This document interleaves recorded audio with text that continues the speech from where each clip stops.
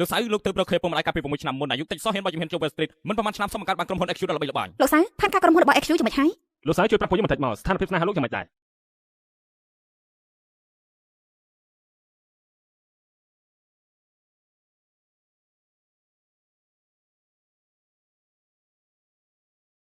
ពេលណាបាយពីគេហើយមកតែតងបងវិញទៅទាំងឡានទំនើបទាំងវីឡាគឺជារបស់អូនទាំងអស់បើមិនចង់ឃើញអូនបោកគេទេហើយគ្រាន់តែជាការកំសាន្តសប្បាយប៉ុណ្ណោះគេគ្រាន់តែជាក្មេងកំព្រាដែលគេបោះបង់ចោលបើគ្មានខ្ញុំគេស្លាប់បាត់ហើយនេះជាការស្រឡាញ់ឬជាការធ្វើសមបរិសុទ្ធធម៌មើលគេល្ងងល្ងើកាន់តន់ខ្ញុំមិនបាន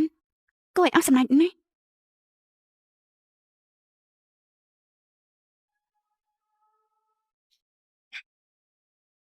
ប៉ុណ្ណឹងបាត់ហើយស៊ូឈិននឹងចង់អានន័យថាម៉េចសាហានលីខ្ញុំថឹងត្រង់លោកហើយតើលោកភ្លេចពីគំនិតឋានៈរបស់យើងទាំងពីរហើយតើមែនទេខ្ញុំជាអ្នកនាងធម្មរបស់តកូស៊ូលោកគ្រាន់តែជាមនុស្សក្រីក្រគ្មានអ្វីទាំងអស់មិនចាំមើលខ្លួនឯងទេតើលោកប្រសិទ្ធភាពមកខ្លួនដល់នាងបានដែរទេនោមណាកញ្ចក់មើលខ្លួនឯងផងលោកគិតថាលោកស័ក្តិសមនឹងឈិនដែរទេ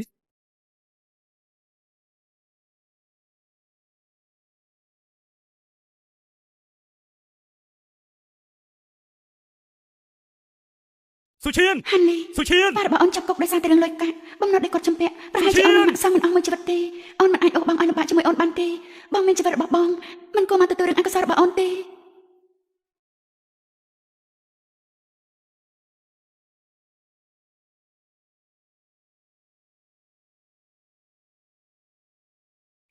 សិញកូនមានរឿងអីមិនស្រួលខ្លួនកន្លែងណាប្រាប់ម៉ាក់ភ្លាមមកម៉ាក់កូនពូកែនណាមិនគេចាក់ថ្នាំកូនមិនយំនោះទេចុះក្នុងទូរស័ព្ទសុំទោសផងជាកំហុសរបស់ខ្ញុំទេមិនពេលនិយាយទូរស័ព្ទជាមួយនាងទូរស័ព្ទខ្ញុំស្រាប់តែអត់ថ្មភ្លាមក៏មិនបាននិយាយរឿងសំខាន់ជាមួយនាងស្ថានភាពរបស់សិញបានធូរស្រាលហើយមិនចាំបាច់បាក់កាត់ទេគ្រាន់តែលេបថ្នាំទៅគឺបានហើយអញ្ចឹងល្អហើយលោកគ្រូប៉ែតសៃអរគុណលោកណាស់ដែលមើលថែសិញប្រហែលឆ្នាំមកនេះមិនដែរទេប៉ុន្តែមានរឿងមួយខ្ញុំចង់សុំជំនួយពីនាងខ្ញុំចង់ជួយនាងក្នុងនាមជាសង្សារខ្ញុំក៏គិតរកវិធីមិនចេញអ្វីក្រៅពីសុំឲ្យនាងជួយនោះដែរទើបខ្ញុំហ៊ាននិយាយរឿងនេះប្រាប់ដល់នាងសង្ឃឹមថានាងអាចជួយខ្ញុំបានតែលោកចង់ខ្ញុំខ្លាញ់ធ្វើជាសង្សារលោកដើម្បីដោះស្រាយជាមួយក្រុមគ្រួសារលោកមែនទេអ្នកផ្ទះខ្ញុំតែរៀបចំឲ្យខ្ញុំណាត់ជួបជាមួយនឹងមនុស្សស្រីប៉ុន្តែការងារនៅមន្ទីរពេទ្យគឺរបួសខ្លាំងពេកខ្ញុំក៏កុហកពួកគេថាខ្ញុំមានសង្សារហើយខ្ញុំគិតថាបែបនេះគឺភាសាជាងនឹកស្មានមិនដល់ថាកុហកម្ដងបានជាត្រូវកុហកបន្តទៀតដើម្បីបិទបាំងកំរំគ្រាន់តែធ្វើធម្មតាទេម៉ាក់យល់ប្រាប់ពូសាយានទៅយប់នេះមានបងស្រីកនានៅបថេយកម្មមើលថែសិញហើយម៉ាក់កំរំអីតាំងពីកាត់សិញមកខ្ញុំខំស្លៀកពាក់រ៉ូបាត់នេះយូរហើយដូចជាមិនសូវសមតែសោះមើលទៅលោកសាមម្ដងហើយមនុស្សស្មានថាបានជួបលោកសៅជាបុគ្គលល្បីៗបែបនេះសោះសូម្បីតែចាំវ៉ាកសែតធំៗក៏ពិបាកក្នុងការជួបគាត់ដែរ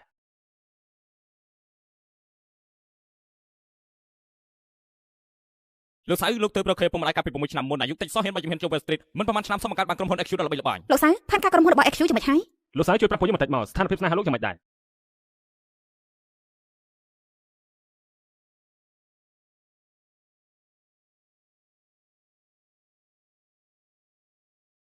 ចាំមើលទាំងអស់គ្នាទៅ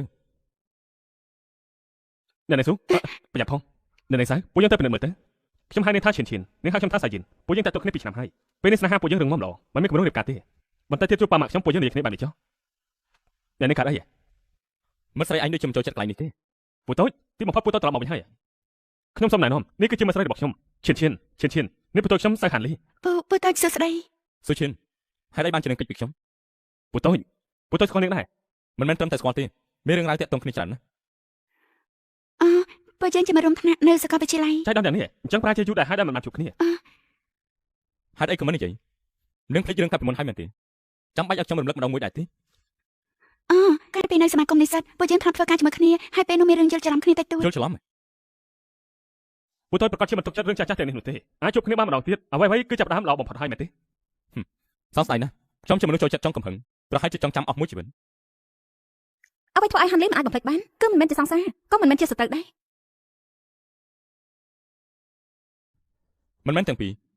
កាលពីមុននៅសមាគមនិស្សិតស៊ូឈិនប្រកាន់ណាធ្លាប់ឈ្នះពានរង្វាន់អន្តរជាតិជាច្រើនថែមទាំងខាងនោះនាងបានយកឈ្នះខ្ញុំនៅពេលនោះទៀតផងនេះជារឿងយល់ច្រឡំដែលពូតូចនិយាយមែនទេអត់ត្រូវហើយនេះគឺជាគុណដំណឹងរបស់ពូតូចឈ្មោះសងឈីងស្មានមិនដល់ថាមានមនុស្សអាចប្រជែងឈ្នះហាន់លីទេផងអ្នកស្រីស៊ូពិតជាអស្ចារ្យណាស់មិនដឹងថាពេលនេះនាងធ្វើការនៅឯណាដែរខ្ញុំអត់មានការងារទេក៏ត្រូវដែរនៅជាមួយសាយិនប្រហែលជាមិនបាច់ធ្វើការទេសិនទៅខ្ញុំស្ដាប់មិនបានថានាងកំពុងនិយាយពីអីសាយិនគឺជានរប្រុសតូចរបស់ត្រកូលសៅមិនទាន់ដឹងទេពូតូចខ្ញុំមិនតបប្រាប់ឈិនពីរឿងគ្រួសារទេនាងមានគម្រោងរបស់នាងហើយខ្ញុំគោរពតាមការសម្រេចចិត្តរបស់នាង សាយិននៅក្មេងពេកហើយមែនទេសំតើខ្ញុំចង់តែបន្តតឹងតិចបានទេ ចាំខ្ញុំហៅមនុស្សជួយនាងទៅណា មិនបាច់ទេខ្ញុំតែខ្លួនឯងបានហើយប្រធានសាយនៅនាងសុងពិតជាគូស្នេហ៍ស័ក្តិសមណាស់រូបរាងក៏សមគ្រួសារក៏ត្រូវគ្នាដូចជាតែបុត្រប្រុសស្រីចោះចាប់គូគ្នាអញ្ចឹង SQ មិនមែនជាសុងឈិញទេក្រុមហ៊ុននេះគឺលោកប្រធានសាយបង្កើតឡើងសម្រាប់បញ្ញាសុងឈិញហ្នឹងចុះចំណងស្នេហ៍របស់ពួកគេមិនល្អយ៉ាងម៉េចទៅណោះ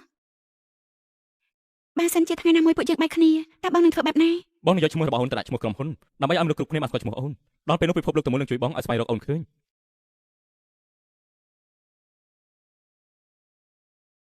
ក្រុមហ៊ុននេះគឺលោកប្រធានសាយបង្កើតឡើងសម្រាប់បញ្ញាសុងឈិញហ្នឹងចុះចំណងស្នេហ៍របស់ពួកគេល្អយ៉ាងណាទៅណោះសូឈិនភ្ញាក់ខ្លួនឡើងឯនឹងគាត់គិតដូចជាបន្តស្រាប់គ្នាដែលមិនអាចប្រសពគ្នាបានទេពិភពលោករបស់គាត់នឹងលែងមានអញទៀតហើយលើកនេះគ្រាន់តែជាឧបទ្ទវហេតុប៉ុណ្ណោះ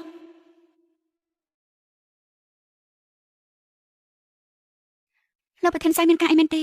បើគ្មានអីទេខ្ញុំសុំទៅវិញមុនហើយសាយយ៉ានក៏ពងរងចាំ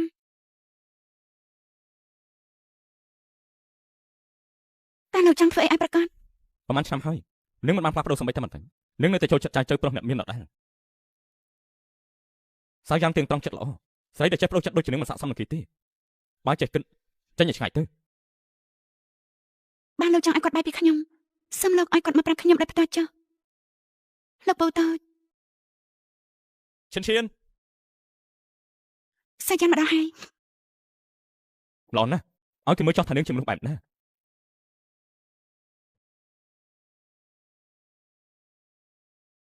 នឹងយ៉ាងម៉េចហ្នឹងមិនបានចាំមកចិត្តខ្ញុំធ្វើដូចជាបរិសុទ្ធទៅវិញ សាហានលីលោកថោកទាបណាស់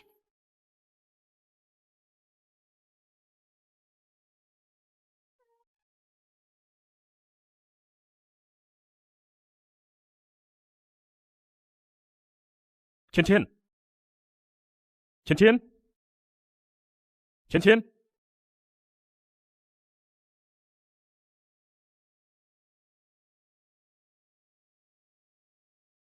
ពូតូចមកត្រូវអី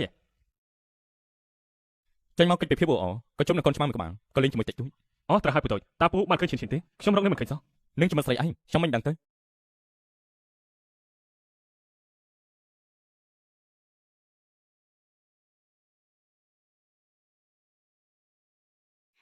អាឡូ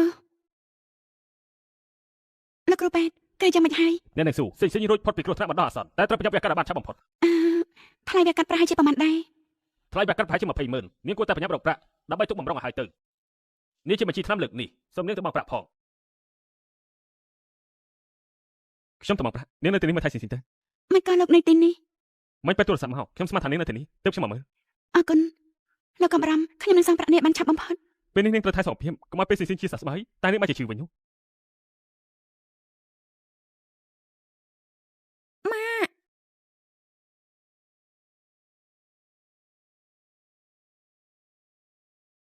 ស៊ូឈៀននាងតែសុំច្បាប់មួយកូនខ្ញុំមិនអាចទុកនាងបានទៀតទេចាំភាសានេះទៅមិនចាំបាច់មកធ្វើការទៀតទេ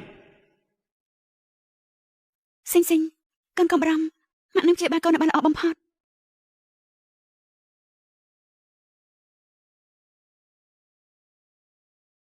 ចេញមករកលុយនៅធ្វើរឹកអំអៀនធ្វើជាស្រីស្អាតស្អំស្អីទៀត បងស្រីហុងខ្ញុំគ្រាន់តែចង់រកលុយឲ្យគ្រប់ថ្លៃព្យាបាលកូនប៉ុណ្ណោះ ឪពុកញៀនលបែងម៉ែឈឺប្អូនប្រុសកំពុងរៀនគ្រួសារបែកបាក់រឿងទាំងអស់នេះខ្ញុំធ្លាប់ឮឡើងធុញហើយចាំចុះបើឯងធ្វើឲ្យភ្ញៀវស្បែកចិត្តឯងទើបបានលុយយល់ទេ មកផឹកទៅហាលីឯងកំរំបានមកខ្លាំងណាស់លើនេះឯងគួរតែសប្បាយអត់ដៃទៅណាកំរំរឿងនេះពួកយើងមិននិយាយមួយម៉ាត់ប្រាប់សងឈីនទេ អង្គុយផឹកតែម្នាក់ឯងបានន័យអីចង់ឲ្យខ្ញុំផឹកជាមួយឬក៏បញ្ចុកដែរទេ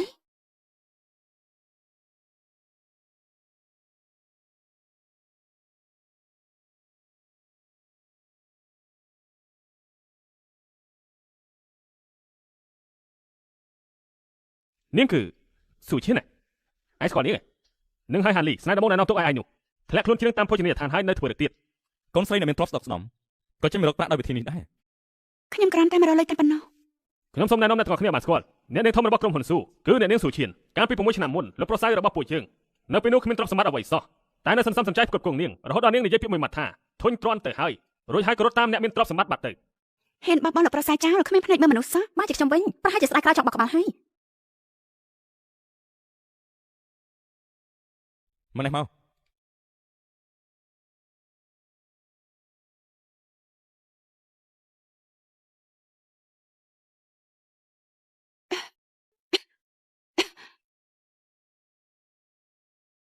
សាយ៉ាននេះណា នេះជារឿងផ្ទាល់ខ្លួនរបស់ខ្ញុំមិនពាក់ព័ន្ធនឹងគាត់ទេ មានសង្សារហើយនឹងមិនធ្វើការបែបនេះទៀតឬមួយលួចមានប្រុសថ្មីទៀតរំភើបជាងនឹងផាត់មុខក្រាស់ជាងរបាំងមុខនឹងទៅទៀតនេះ បានអ្នកទាំងអស់គ្នាមិនចង់ឃើញខ្ញុំនឹងតែឥឡូវនេះ ឈប់សិននឹងមិនចង់បានលុយទេខ្ញុំឲ្យឱកាសនាង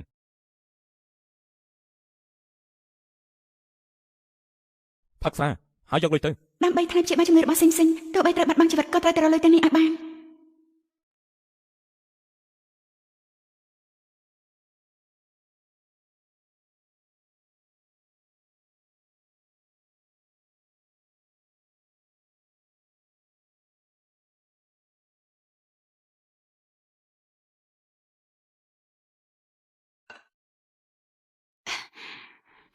ខ្ញុំផឹកអស់ហើយ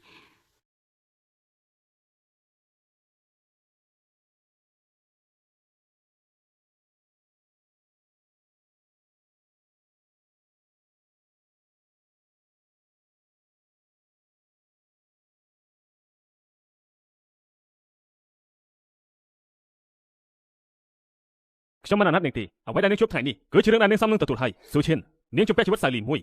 តើលោកចង់និយាយពីអី កាលពីមុនដើម្បីនៅតាមនាងគេបានជួបគ្រោះថ្នាក់ចរាចរណ៍ចូលក្នុងបន្ទប់សង្គ្រោះបន្ទាន់អស់រយៈពេល3យប់3ថ្ងៃ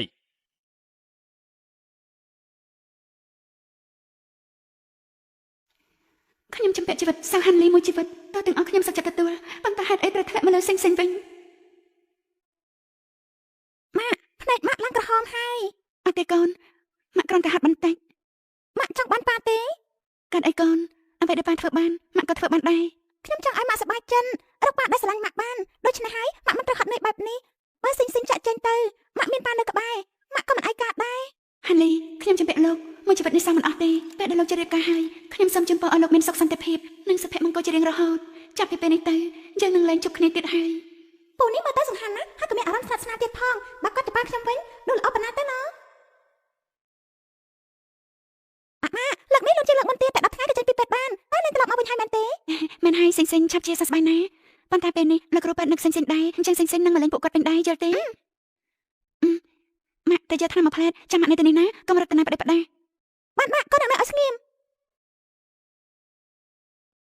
លោកធានសៅបន្ទប់លោកស្រីបានរៀបចំរួចរាល់ហើយ រងអ្នកជំនាញពីគ្រប់ផ្នែកឲ្យជាមិនទាន់ត្រូវទៅរកគ្រូពេទ្យដែលមានឯកទេសបេះដូងពូកែបំផុតណាបាទ លោកពូជាលោកពូសង្ហាក្នុងទូរទស្សន៍មែនទេ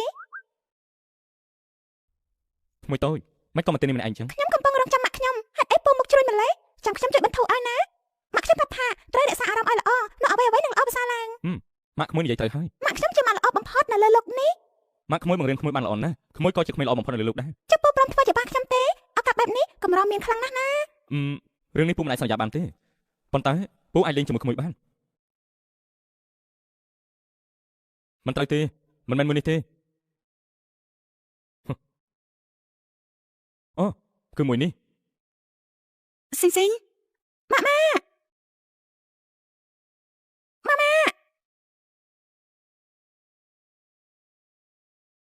លោកធានសៅបន្ទាប់ពីអ្នកជំនាញបានពិភាក្សារួចហើយគឺមានវិធីថ្មីហើយ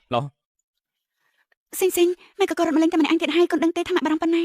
មិនហើយមិននេះសិញជួបពូសង្ហា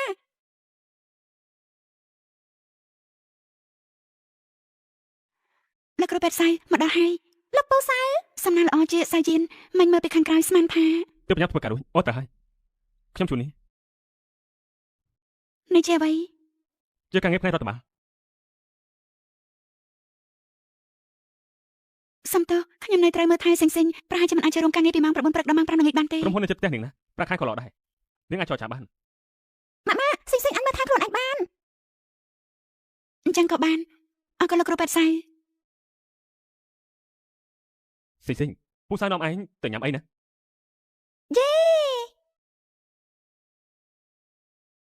លើថាក្រុមហ៊ុន XU ត្រូវបានគេទិញហើយក្រុមហ៊ុនធំនៅពីក្រៅខ្នងដល់ពេលនោះប្រកាសជាឲ្យឡើងប្រាក់ខែតាមគេឯងតែលក្ខខណ្ឌប្រកាសជាខ្ពស់ដែរហើយមិនដឹងថាយើងអាចសម្ភាសជាប់ក្រុមហ៊ុន XU នឹងចាំមិនមែនជាក្រុមហ៊ុនរបស់លោកសាហានលីទេ បេក្ខជនបន្ទាប់ស៊ូឈៀន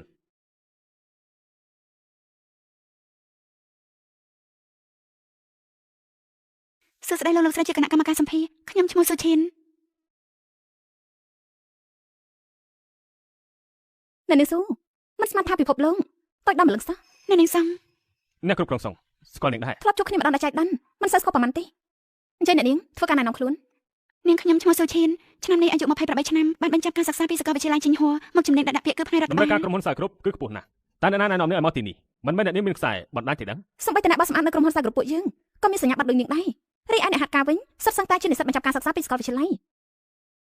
ការរៀបចំផ្លូវធ្វើការនៅក្នុងក្រុមហ៊ុនអាចកាត់បន្ថយការប៉ះទង្គិចគ្នារវាងភ្ញៀវនិងបុគ្គលិកបានព្រោះវាជាធម្មតាពេលដើរទៅមកងាយនឹងបុកគ្នាម្យ៉ាងទៀតម៉ាស៊ីន printer តែងតែជាប់ក្តារស្ដាប់សំឡេងទៅតំណឹងជាបញ្ហាប្រអប់លេខកង់រុញក្តារហើយគួរតែប្រញាប់ជួសជុល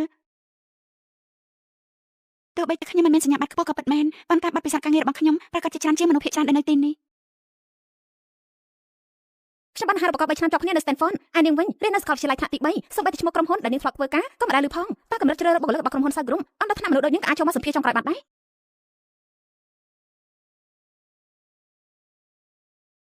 ការសម្ភាសចុងក្រោយរបស់ក្រុមហ៊ុនសាយគឺមើលលើភាពសមរម្យនឹងទូនាទីស្នូលមិនមែនមើលលើការតុបតែងប្រវត្តិរូបនោះទេសូម្បីតែ logo សាកលវិទ្យាល័យ Stanford ក៏នាងគូច្រឡំដែរចុះប្រវត្តិរូបនាងនេះប្រហែលជាកាត់តាមបណ្ដោះអាសន្នឲ្យមើលទៅនាងនិយាយមិនប៉ិនខ្ញុំប្តឹងនាងពីបទបរិហាកេមានរឿងអីនឹងជូនដំណឹងទៅក្រុមហ៊ុនរបស់យើងទាំងអស់មិនឲ្យទទួលអ្នកណាដែលខ្លាចបន្លំឬផ្លាស់ប្ដូរសញ្ញាបត្រទេបាទ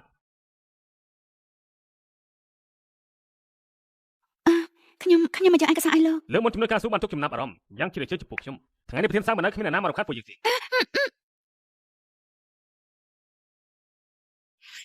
លោកប្រធានសួរឈៀននៅមិនតត្រឡប់មកវិញទេ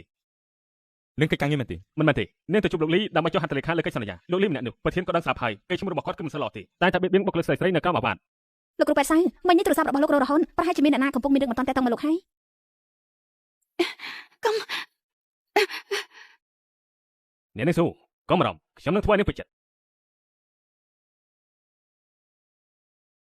ប្រធានសាយសូមមេត្តាផងថ្ងៃនេះចាត់ទុកថាគ្មានអ្វីកើតឡើងចុះខ្ញុំអាចផ្ដល់បណ្ដាញថ្មីផ្គត់ផ្គង់ឲ្យលោកបាន ខ្ញុំនឹងធ្វើឲ្យលោកបាត់មកពីវិស័យនេះចេញទៅ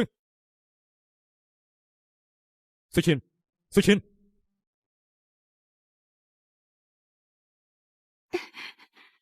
ហាន់លី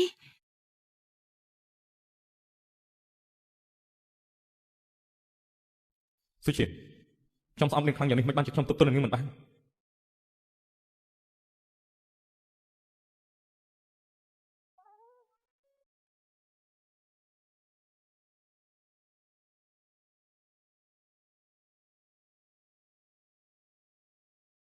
ឈិន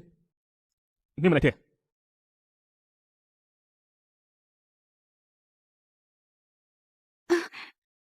មិនអីទេខ្ញុំនឹងសាជាគ្រាន់តែជាអបតវៈហេតុមួយប៉ុណ្ណោះខ្ញុំមិនអាចបណ្ដោយឲ្យមានបន្តទៅមុខទៀតបានទេ ធ្វើអីនេ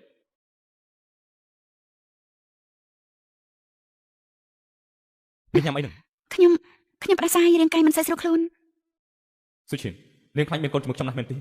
តែនាងបែរជាសុខចិត្តមានកូនជាមួយអ្នកផ្សេងបើអញ្ចឹងអំឡុងពេលនេះនាងមិនបាច់មកធ្វើការទេសម្រាប់បានច្រើនទៅ លោកប្រធានខ្ញុំនៅតែអាចធ្វើការបាន គឺខ្ញុំសុំច្បាប់ឈប់សម្រាប់ដើម្បីរៀបការជាមួយសុងឈៀងនៅខែក្រោយ អញ្ចឹងសូមឲ្យអ្នកទាំងពីរមានសុភមង្គលស្រឡាញ់គ្នាដល់ចាស់កង់ខ្នង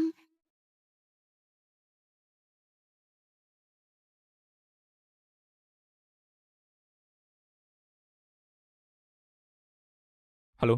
ពូសង្ហា ស៊ីងអញបានលេខទូរស័ព្ទពូពីណា លើកមុនពេលជួបគ្នាខ្ញុំសុំបងប្រុសលេខា មានការអីចង់ជួបពូ រឿងធ្វើជាប៉ារបស់ខ្ញុំតើពូគិតយ៉ាងម៉េចហើយ តើពូនិយាយថាធ្វើប៉ាអីពីពេលណា ឱកាសល្អបែបនេះប្រកាសជាត្រូវគិតច្រើនថ្ងៃពូកុំឲ្យឱកាសនេះកន្លងផុតទៅណាបើមិនអញ្ចឹងពូមកជួបម៉ាក់ខ្ញុំសិនទៅប្រកាសជាពូសម្រេចចិត្តភ្លាមៗមិនខាន ស៊ីង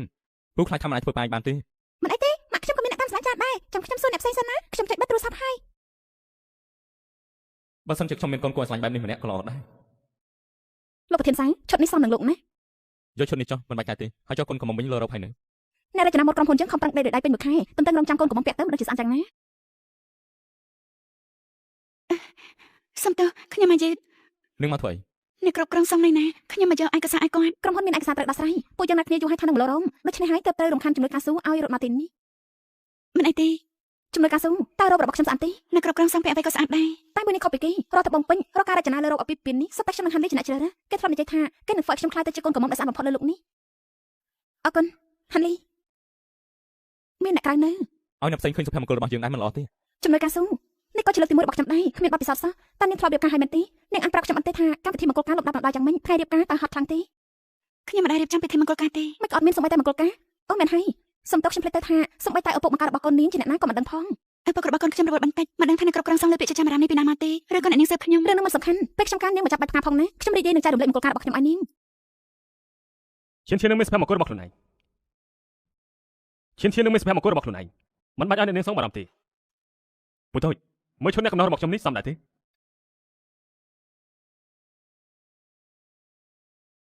ឈៀនខ្ញុំមិនចេះចង់ក្បត់គាត់ទេតើនាងអាចជួយខ្ញុំបានទេអរគុណដែលលោកជួយដាក់បន្ទុកឲ្យខ្ញុំ មិនមែនជាការដាក់បន្ទុកទេតែជាការសារភាពស្នេហ៍ជាលើកទី2លើកនេះទោះបីជាបដិសេធក៏ត្រូវរងចាំបន្តិចទៀតដែរ រួចហើយ លោកសំលេងបំពាក់រួចហើយខ្ញុំទៅធ្វើការហើយ អ្នកនាងសុងរកអមកូនកុំមិនតាន់បានឡអ្នកអមខ្ញុំមានធរៈមិនតាន់មករួញរឿងរឿងអ្នកអមខ្ញុំស្តៀងទៅនឹងជំនួយការស៊ូដែរឲ្យនាងឡមើលទេអ្នកគ្រប់គ្រងសុងប្រហែលជាឲ្យអ្នកអមកូនកុំមកឡខ្លួនឯងទៅផ្សំជាងមើលទេបើមិនឡនៅថ្ងៃនេះបើទំហំមិនត្រូវខ្លាចតកែមិនតាន់ទីជំនួយការស៊ូសុំនាងជួយខ្ញុំម្ដងទៅណា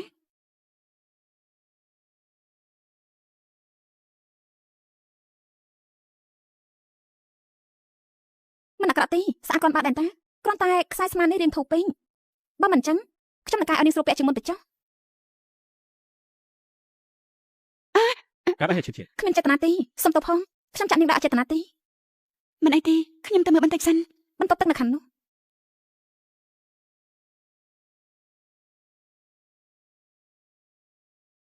ហាន់លីខ្នងរបស់លោកហាន់លីខ្នងរបស់លោកតើនេះជាស្នាមរបួសដែលបន្សល់ទុកពីគ្រោះថ្នាក់ចរាចរណ៍នោះជ្រៅដល់ម្លឹង ក្នុងរបស់ខ្ញុំគឺនឹងជាអ្នកបង្កឡើង ខ្ញុំសុំទោស ទឹកភ្នែករបស់នាងខ្លាំងខ្លាយទី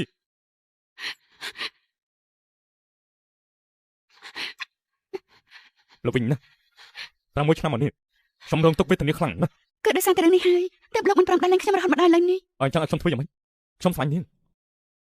ក្រោយគ្រោះថ្នាក់ចរាចរណ៍ខ្ញុំបានបាំងសមត្ថភាពក្នុងការធ្វើចលនាទាំងស្រុងខ្ញុំបានព្យាយាមហាត់ប្រាណដាក់ស្មារតីទាំងអស់រយៈពេល2 ឆ្នាំទាំងថ្ងៃទាំងយប់ទើបខ្ញុំអាចក្រោកឈរវិញបាន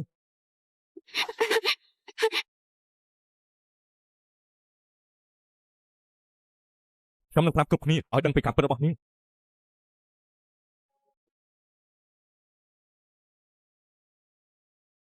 ពុយតូចណាទេពុយតូចណាទេពុយតូច សាជាមកដល់ហើយលោកលាក់ខ្លួនឯងlênទៅ សុំบอกខ្ញុំទៅ លោក អញ្ចឹងបន្តទៀត ខ្ញុំសុំបងលោក ពុយតូចឈៀនអណៃទេមិនក៏យំម្ល៉េះ ខ្ញុំ សង្ឃឈៀនព្យាយាមធ្វើបាបនេះខ្ញុំការពារនាងមិនបានល្អ សិងកូនចាំមកនៅទីនេះមកផ្លែតណាមកសុំទៅបន្ទប់ទឹកមកផ្លែតសិនកូនល្អណាស់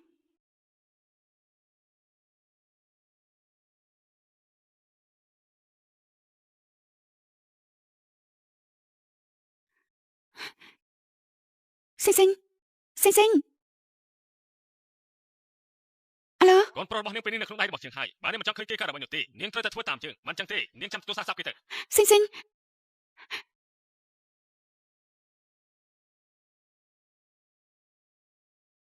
លោកប្រធាននៅចាំទៀតទេ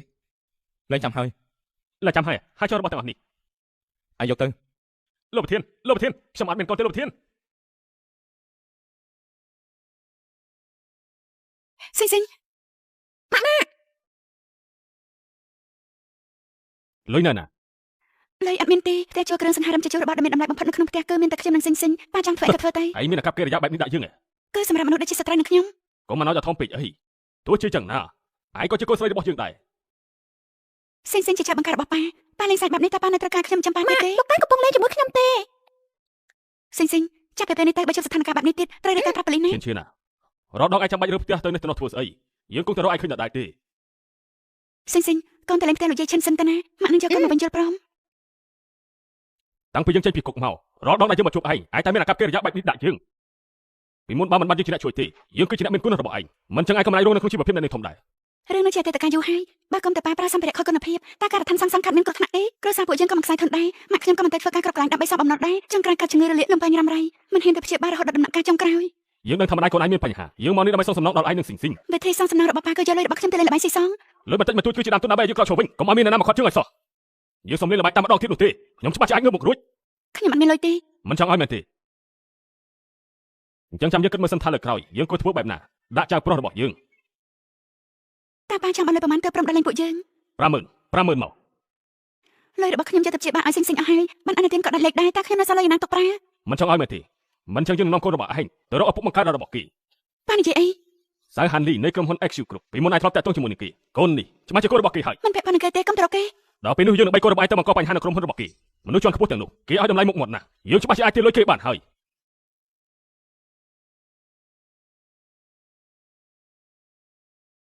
សិងមិនពាក់ព័ន្ធនឹងសាហានលីទេកុំត្រគេខ្ញុំប្រមានប៉ាកុំធ្វើប្រទេសផ្ដាស់ប៉ាប៉ាដល់គ្រប់គេឈ្មោះ XU ក្រុមមេធាវីធំរបស់គេច្បាស់ជាប្តឹងប៉ាដល់ពេលនោះប៉ានឹងជាប់គុកម្ដងទៀត ឡូខ្ញុំទៅលើនេះហើយឡូចាំផងទៅដល់ហើយខ្ញុំទៅហើយ ណាត់ពូសង្ហាផ្លេចហើយយឺតពេលហើយពូសង្ហាច្បាស់ជាទៅបាត់ហើយ ស៊ីងស៊ីង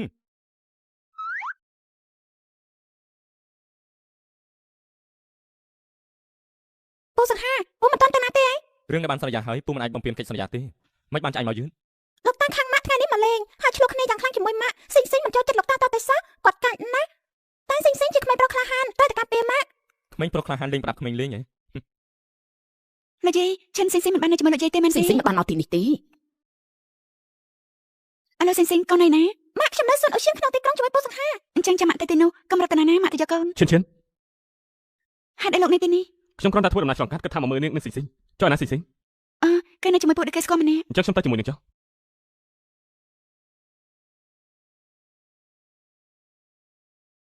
សិងម៉ាក់ម៉ាក់មើលនេះទៅពូសង្ហាទិញប្រដាប់លេងឲ្យកូនចាស់ពូនៅណាមិនពូសង្ហាលើទូរស័ព្ទគាត់ថាមានរឿងបន្ទន់នៅក្រុមហ៊ុនគាត់ទៅមកបាត់ហើយម៉ាក់ខ្ញុំចង់បានពូសង្ហាធ្វើច្បាស់ខ្ញុំណា តែអាចមើលមកពូដែលតែងតែល្អចំពោះក្មួយផ្ដល់ឱកាសឲ្យពូបានទេ អញ្ចឹងសិងសំកាត់មើលសិន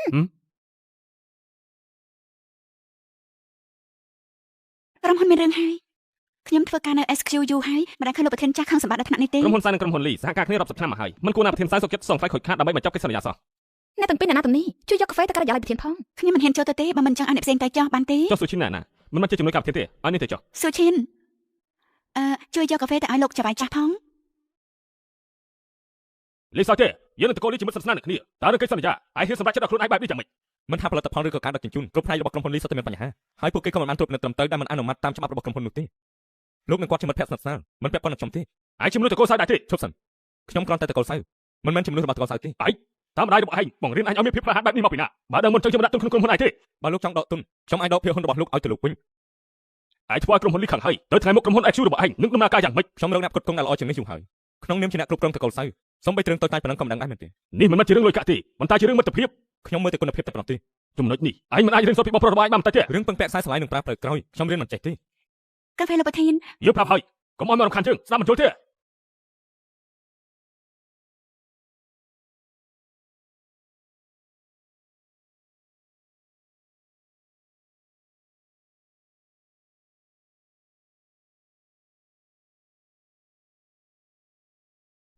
ជួយមួយដៃឲ្យឡើង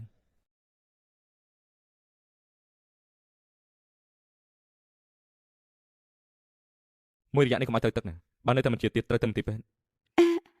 អរគុណលោកប្រធាន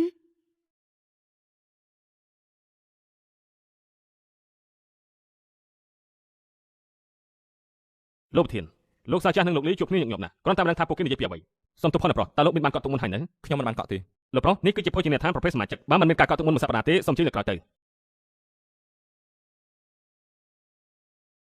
ថ្ងៃនេះជាថ្ងៃខុសកំណត់ប្តីខ្ញុំពួកយើងបានណាត់គ្នាអបអរសាទរនៅទីនេះតែខ្ញុំភ្លេចកក់ទុកបាត់ទៅហើយ រឿងសំខាន់បែបហ្នឹងក៏អូនភ្លេចដែរអញ្ចឹងមានរឿងអីអូនចាំ ចុះហេតុអីបងមិនរំលឹកអូនផង គឺអូនចង់ធ្វើបងភ្ញាក់ផ្អើលតើ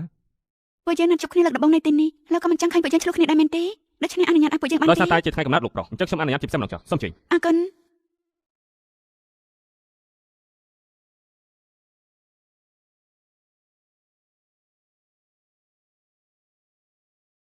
សម្ដែងបានល្អណាស់លោកស្រីសៅតែបោកប្រាស់គេរហូតបែបនេះមិនល្អទេ សម្រាប់ខ្លួនតាមស្ថានភាពបើគ្មានខ្ញុំលោកចង់មកទីនេះមិនបាននោះទេលោកប្រធាន សាហានលីបើមិនមែនម្ដាយខ្ញុំស្លាប់កាលនោះស្រីអាក្រក់ម្នាក់នោះឡើងបានមកយ៉ាងម៉េចកូនឯងកើតមកពីស្រីអាក្រក់ដូចជាគេមានសិទ្ធិអីមកប្រជែងជាមួយនឹងខ្ញុំ ឬថាសៅហានលីបាត់កាប់ពីនៅក្មេងទើបរកឃើញកាប់ពី5ឆ្នាំមុននោះជាសំណាងរបស់គេកាប់ពីនៅក្មេងបាត់ស៊ូនគួរតែបន្តនៅតាមផ្លូវទៅកុំត្រឡប់មកតកូលសៅអីមកតកូលសៅវិញគេប្រើពេល6ឆ្នាំបង្កើតក្រុមហ៊ុន XU Group គេគិតថាគេជាក្មេងពូកែថែមទាំងមានសមត្ថភាពខ្លាំងទៀតផង ចុះយ៉ាងម៉េចបើមិនមែនសាយគ្រប់ពួកជាងគេគ្មានអ្វីទាំងអស់អ្វីដែលគេមានពេលនេះមិនមែនជាអ្វីដែលខ្ញុំឲ្យគេនោះទេគេគ្រាន់តែជាមនុស្សងងម្នាក់ប៉ុណ្ណោះបើខ្ញុំនិយាយថាខ្ញុំទេទើបជាអ្នកស្នងមរតករបស់ក្រុមហ៊ុនសាយគ្រប់ការខិតខំប្រឹងប្រែងរបស់គេថ្ងៃនេះថ្ងៃក្រោយមិនមែនធ្លាក់នៅក្នុងដៃរបស់ខ្ញុំទាំងអស់ទេ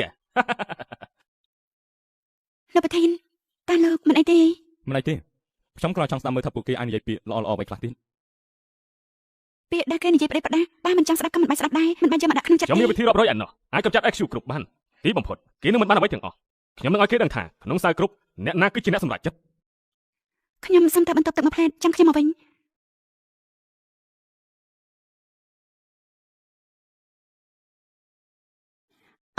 សុំតែផងខ្ញុំច្រឡំបន្ទប់ហើយតើលោកជាប្រធានផ្សារមែនទេខ្ញុំធ្លាប់មើលបទសម្ភាសន៍សេដ្ឋកិច្ចរបស់លោកខ្ញុំកាត់សរសើរលោក អ្នក នេះ នឹងម្នាក់នេះនៅក្នុងវិស័យដូចគ្នាតើនៅក្រុមហ៊ុនណា ក្រុមហ៊ុនតូចតាចធ្វើមិននឹងធ្វើដូចគ្រប់ផ្សារបាន បាននេះចង់មកធ្វើការខ្ញុំអាចរៀបចំឲ្យនេះបានគ្រប់ពេលមកអង្គុយនៅត្រង់នេះមក លោកប្រធានផ្សារពិតជាចេះមើលចិត្តមនុស្សមែនខ្ញុំសុំលើកកែជូនពលលោកមកកែវ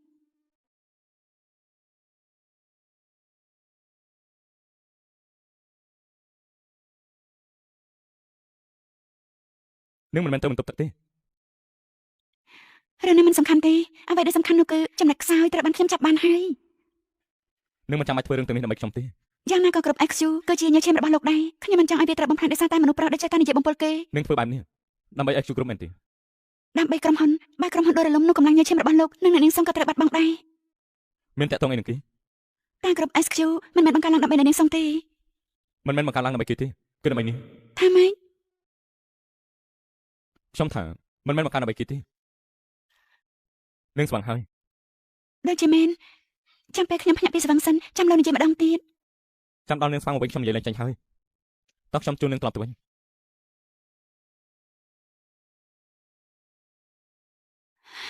ល្អណាស់ដែរស្វឹង ស្វឹងមានអីល្អទៅ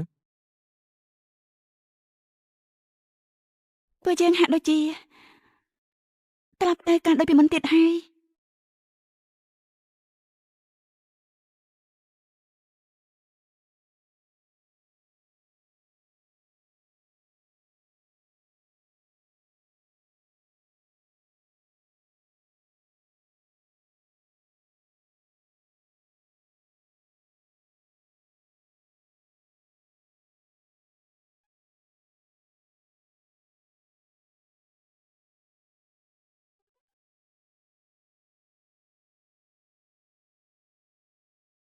នឹងនេះណាខ្ញុំជូននឹងទៅផ្ទះចុះ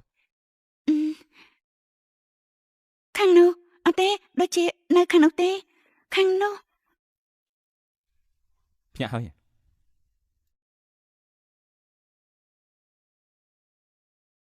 ផឹកទឹកទៅឲ្យបានស្វឹង អរគុណលោកប្រធានដែលខ្វាយខ្វល់ នៅស្ងៀម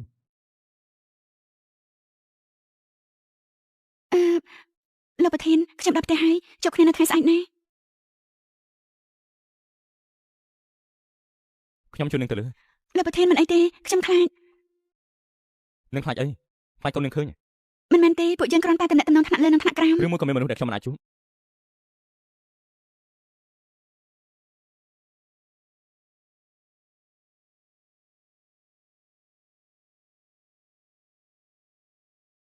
ខ្ញុំដាក់ស៊ីស៊ីលើក្រេសិនចាំបន្តិចណា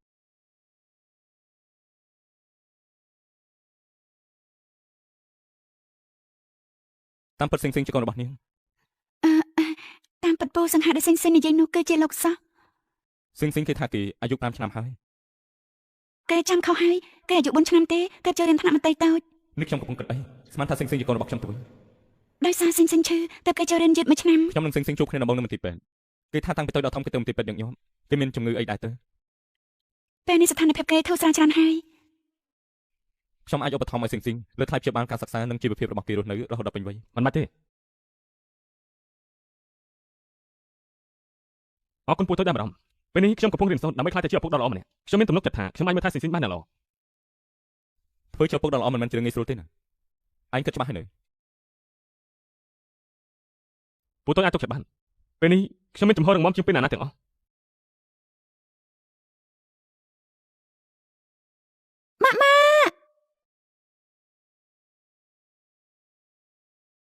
មន្ទីរបតិជៈណាឈឺខ្លួនខ្លាំងណាស់សិងខ្លាំងកុំខ្លាចអីមកនៅទីនេះហើយក ុំរំអីចង្វាក់បេះដូងគេធម្មតាទេប្រហែលជាយល់សមរកហើយ ប៉ាកុំទៅអី មិនទៅទេសិងកូនល្អ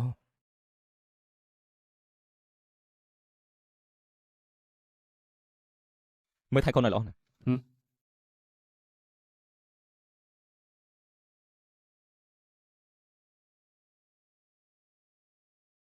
លោកលីនចាំពីពេលនេះទៅស៊ូឈៀនមិនចាំបាច់ចូលកម្មវិធីណាមួយទេឲ្យនាងត្រឡប់ទៅផ្ទះវិញឲ្យទាន់ម៉ោងជារៀងរាល់ថ្ងៃនេះ លោកប្រធាន ការរៀបចំពិសេសបែបនេះខ្លាចថាក្រុមហ៊ុននឹងមានការនិយាយដើមខ្លះហើយមើលទៅនោះ ធ្វើតាមអ្វីដែលខ្ញុំប្រាប់ទៅ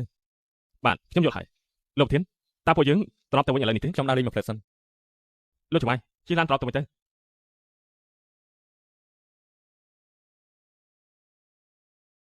អ្នកមីងចាំមិនហើយ ដូចជាស្ពឹកជើងហើយ មីងចាំមកផ្លែសិន អេលែងឈឺហើយអរគុណហើយណាក្មួយស្រី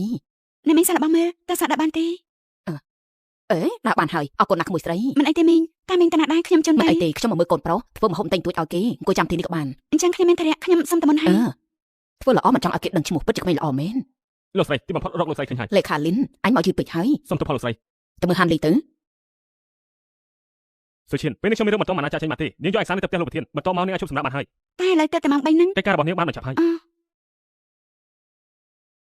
ផ្ទះរបស់ហានលីមានកស្ងាត់ជាងុំគ្មានមនុស្សនៅអញ្ចឹងរស់នៅដូចជាមនុស្សជន លោកប្រធានសាយខ្ញុំចូលទៅបានទេ មិនស្មានថាអាចជួបអញនៅទីនេះនាងតូចឯងនៅចាំមីងទេ អ្នកមីងមិនក៏អ្នកមីងនៅទីនេះ មីងជាអ្នកសម្អាតនៅទីនេះចុះឯងសង្សាររបស់ហានលីមិនមែនទេប្រធានសៅ ខ្ញុំជាជំនួយការរបស់គាត់មកយកឯកសារឲ្យ ចៃ គាត់ ដន្យពេកហើយ អ្នកមីងកំពុងតែសម្អាតផ្ទះមែន មែន ទេ ហើយ ពេលលេងសម្អាតអ្នកមីងអាចថែមអំបិលបន្តិចនៅក្នុងទឹកវានឹងជួយសម្អាតកាន់តែបានស្អាត ឯងពូកែម្លេះចេះគ្រប់យ៉ាងអាចទុកលេខទូរស័ព្ទឲ្យមីងបានទេថ្ងៃក្រោយចង់សួរយោបល់ឯងច្រើនទៀត មិនអីទេអ្នកមីងហាមានតែពួកយើងពីរនាក់វាមើលទៅដូចជាធំដុំពេកហើយ លើកនេះមីងចង់អរគុណឯង តាមពិតទៅអ្នកមីងកំងហូបច្រើនអញ្ចឹងពួកយើងពីរនាក់ញ៉ាំមិនអស់ទេ មិនអីទេចាំតិចទៀតមានម្នាក់ទៀតមកហើយ តែមីងចង់ណែនាំកូនប្រុសមីងឲ្យខ្ញុំស្គាល់មែនទេ មិនបានចាឯងដឹង រឿងបែបនេះខ្ញុំធ្លាប់ជួបច្រើនដងហើយប៉ុន្តែឆាត់ឆាក់ធំបែបនេះទៅតែជួបលើកទី នៅក្បែរកូនប្រុសមីងមានមនុស្សស្រីគិតតែពីផលប្រយោជន៍ផ្ទាល់ខ្លួនមិនដូចឯងទេចេះយកចិត្តទុកដាក់ស្មោះត្រង់មីងចង់ឲ្យឯងទាំងពីរស្គាល់គ្នា 1លោកប្រធានសៃ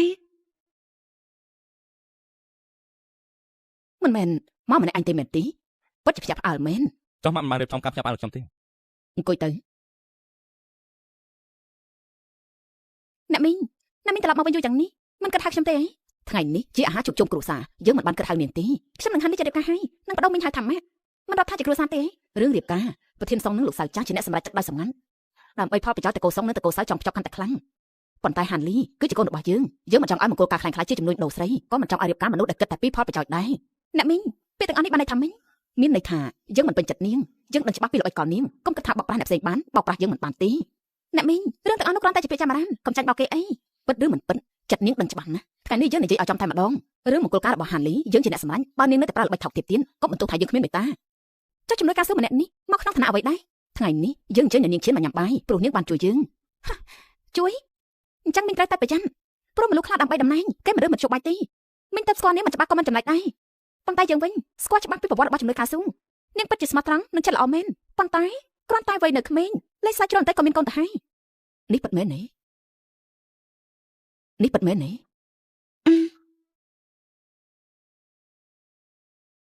ម្ដាយមួយកូនមួយលំបាកណាស់កាលនៅក្មេងជួបមនុស្សមិនល្អជារឿងធម្មតាកូនគួរឲ្យស្រឡាញ់បើដឹងមុនមីងបបួលមកញ៉ាំបាយជាមួយហើយ ខ្ញុំមិនចង់ឲ្យនាងពិបាកចិត្តទ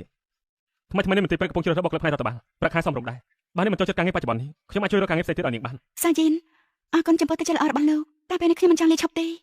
គឺដោយសារសៅហានលីមែនទេរឿងរវាងអ្នកទាំងពីរខ្ញុំដឹងអស់ហើយ មិនមែនដោយសារគាត់ទេ នាងនៅខ្វះពីគាត់ទៀតមែនទេទោះបីជាគាត់រៀបការឲ្យក៏ដោយក៏នាងនៅតែមិនអាចបំភ្លេចគាត់បានដែរ សាជីនគ្មាននរណាម្នាក់ចង់ចាំជានិច្ចនៅមនុស្សដែលខ្លួនស្រឡាញ់អាយុ13ឆ្នាំទេរឿងតែនោះកន្លងផុតអស់ហើយ រឿងនោះកន្លងផុតយូរហើយហេតុអីក៏នាងមិនអាចសម្លឹងមើលមកខ្ញុំនឹងមិនឲ្យនាងយំទៀតទេ សាជីនសុំទោសខ្ញុំមិនស័ក្តិសមឲ្យលោករងចាំទេ កុំនិយាយសុំទោសអីការដែលខ្ញុំស្រឡាញ់នាងវាជារឿងរបស់ខ្ញុំនាងមិនចាំបាច់សុំទោសទេ លោកគួរតែរកមនុស្សដែលល្អជាងខ្ញុំកុំខ្ជិលខ្ជាពេលវេលាលើខ្ញុំទៀតអី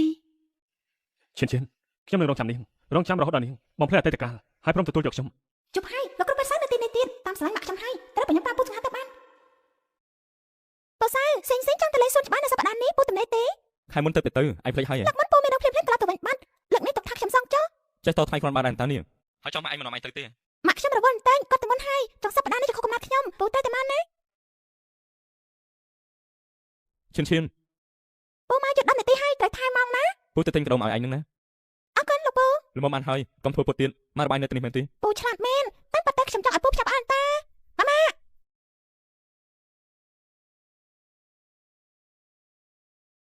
លោកប្រធានសៃហេតុអីលោកមកទីនេះពូម៉ាក់ស្គាល់គ្នា ពូនឹងមកឯងមិនត្រឹមតែស្គាល់គ្នាទេ ម៉ាក់នឹងពូជាមរុំថ្នាក់នៅសាកលវិទ្យាល័យឥឡូវក៏ជាមរុំការងារដែរពិតជាចៃដន្យណា ខូបកំណាត់ស៊ីងមិនបានទិញនំមកទេ សុំទៅផងតាមផ្លូវឡានស្ទះទៅខ្ញុំមកយឺន លោកគ្រូបាត់សៅហេតុអីពុំមកទីនេះ គឺមកជូនពរគុកកំណត់របស់សិនៗយ៉ាងហើយ ម៉ាក់អីរៀបចំការផ្ញើផ្អើលឯងនឹងណា បានស្រន់ទេបំណងទី1សូមឲ្យម៉ាក់មានសុខភាពល្អបំណងទី2សូមឲ្យម៉ាក់អាចជួបនឹងលោកពូសៅទី3កុំបានស្រន់ឲ្យម៉ាក់អីបានស្រន់ខ្លួនឯងតែបានហើយ មិនបាននិយាយចេញមកទេបនក្នុងចិត្តក៏បានដែរ បានថ្ងៃណាមួយសិងលេងនៅទៀតសង្ឃឹមថាម៉ាក់អាចឆាប់លេចសិងហើយបន្តរស់នៅប្រកបដោយសុភមង្គលចុះបានស្រន់ដូចហើយចារីរ៉េថ្ងៃកំណើត រីករាយខាងកំណត់សញ្ញានេះគឺជារបស់ដែលខ្ញុំចូលចិត្តញ៉ាំទាំងអស់ លោកគ្រូប៉ែសៅក៏ញ៉ាំអាហារអត់ប្រយោជន៍ដែរមែនទេ យូរញ៉ាំម្ដងវាធ្វើឲ្យអារម្មណ៍ល្អ នេះជារបស់ដែលសិងចូលចិត្តញ៉ាំទាំងអស់ពូហត់ទេ ពូមិនញ៉ាំរបស់ទាំងនេះទេ ពូមិនចូលចិត្តខ្ញុំក៏មិនមកខំពូដែរនេះគឺជារបស់ដែលខ្ញុំនឹងឈានចូលចិត្តញ៉ាំបំផុតណាឈាន សាកបន្តិចក៏បានដែរ ក្រែងពូមិនចូលចិត្តហឹលទេ នរណាថាយកមិនចូលចិត្តហឹលឆ្ងាញ់តើ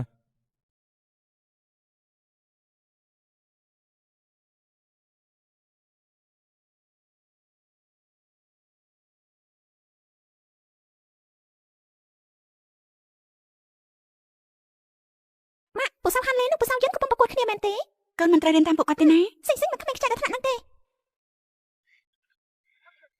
លោកមានបញ្ហាកាពះខ្ញុំបានស្ងើបបយលោកហើយ នរណាថាខ្ញុំមានបញ្ហាកាពះខ្ញុំមិនអីទេ លោកតែញ៉ាំរបស់ហើយច្រើនណាស់ហើយ ទុកចោលសំទៅ មិនបានទេត្រូវតែញ៉ាំនៅក្តៅៗ ចាំតិចទៀតខ្ញុំញ៉ាំហើយ ហើយអញ្ចឹងខ្ញុំទៅយកឲ្យសាយិនមុនហើយណាបានតែទៀតលោកចង់ញ៉ាំក៏ឲ្យខ្ញុំ ខ្ញុំញ៉ាំ យឺតប្រយ័ត្នក្តៅ ឆ្ងាញ់ណាស់យកមកចាំទៀតមក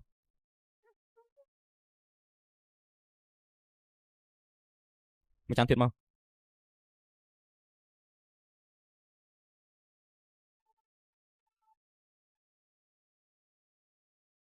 សិងក៏ចង់ញ៉ាំដែរប៉ាតិចបញ្ញាប៉ាតិចទៅហើយយ៉ាប៉ាតិចខ្លួនឯងតា លោកពូ អញធ្វើអី កាត់បន្ថយកម្ដៅពូមិនចេះទេ ផ្លេចថាមានគ្រូពេទ្យនៅទីនេះផង តើខ្ញុំរំខានពូថតរឿងភាគស្នេហាហើយមែន មកខ្វល់ពីយើងធ្វើអី ឈាននាងនាំសិនទៅលេងខាងមុខទៅចាំខ្ញុំសម្រាប់កន្លែង ចាសិងទៅម៉ាក់ចូលចិត្តភាសាណាស់មែនទេម៉ាក់ស្រឡាញ់តែសិងទេកុំបង្វែរប្រធានបទអីណាសិងម៉ាក់ដឹងថាកូនចង់ផ្គប់កងម៉ាក់ជាមួយពូសៅតែពេលនេះទៅកូនមិនត្រូវបង្កបញ្ហាទៀតទេតែម៉ាក់ខ្ញុំគ្រាន់តែចង់ឲ្យម៉ាក់សប្បាយចិត្តទេច្បាស់ណាស់ពេលម៉ាក់នៅជាមួយពូសៅម៉ាក់សៅសប្បាយខ្លាំងណាស់ដូចពេលនៅជាមួយសិងក៏ម៉ាក់សៅដូចគ្នាអញ្ចឹងដែរពូសៅគាត់ចេះរៀបការឲ្យកូនកូនតែរំខានគាត់ទៀតណាពិភពលោកមនុស្សធំស្មុគស្មាញណាស់កូនមិនយល់នោះទេតែកសាផ្នែកពូមកម៉ាក់ខុសពីធម្មតាដែរម៉ាក់អញ្ចឹងពួកម៉ាក់អាចសន្យាខ្ញុំនឹងមួយបានទេកូននិយាយមកមើលថតរូប sticker ជាមួយនឹងលោកពូមិនបានទេថ្ងៃនេះយើងលេងយូរពេកហើយមិនបានខ្ញុំចង់លេងទៀតកូនកុំគិតថាម៉ាក់មិនដឹងល្បិចទៅរបស់កូនណាចាំបោកម៉ាក់មែនទេ ទោះបីពូស្គាល់ស៊ូឈិនមុនខ្ញុំក៏ដោយតែថ្ងៃមុខខ្ញុំមានពេលច្រើនជាងនេះដើម្បីស្គាល់នាងបន្តិចម្ដងដើម្បីកូនរបស់នាងនាងបានលាក់បាំងរឿងជាច្រើននាងខកខានពេល6ឆ្នាំមុនឆ្ងាញ់ណាស់ មនុស្សតែផ្លាស់ប្ដូរហើយក៏គួរតែដើរទៅមុខ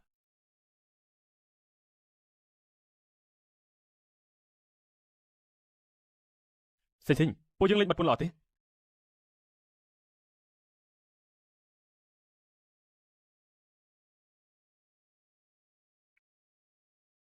សាលី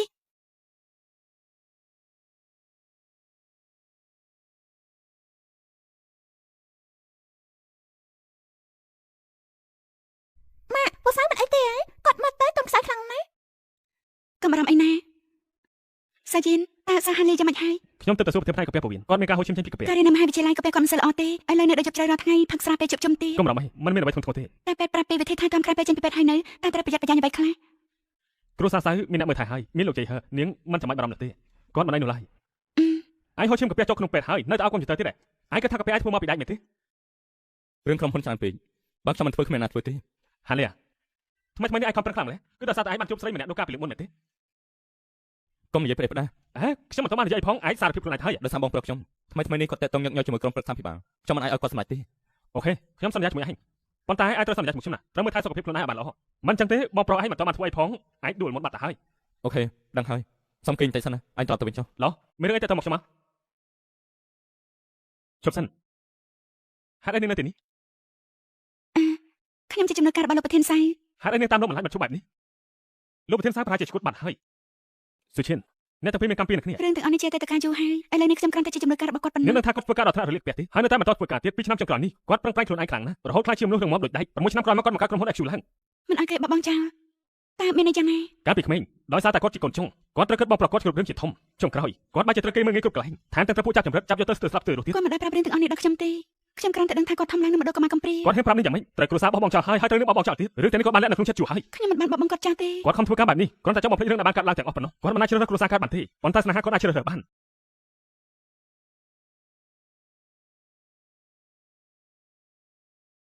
យេសៀងខ្ញុំមិនដែលគាត់ចង់ធ្វើគាត់ឈឺចាប់ទេខ្ញុំគ្រាន់តែចង់កែប្រែអតីតកាល នាងកាន់តែចូលទៅចិត្តគាត់កាន់តែពិបាកបំភ្លេចអតីតកាលបាននេះចោលគាត់ល្អមែនចេះឆ្នៃពីគាត់ទៅ ហាន់លីការមានវត្តមានរបស់ខ្ញុំប្រហែលជាធ្វើលោកឈឺចាប់ហើយមែនទេ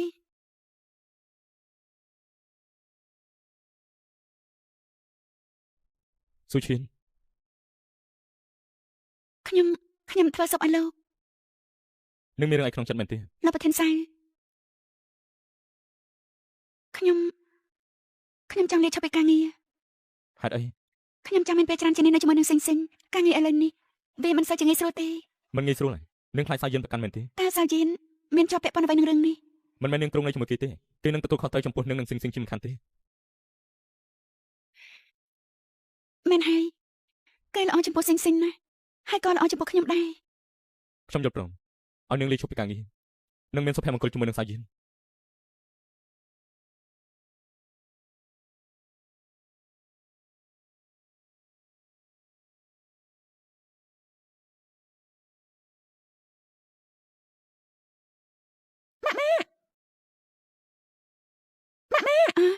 មានរឿងអីសិងសិង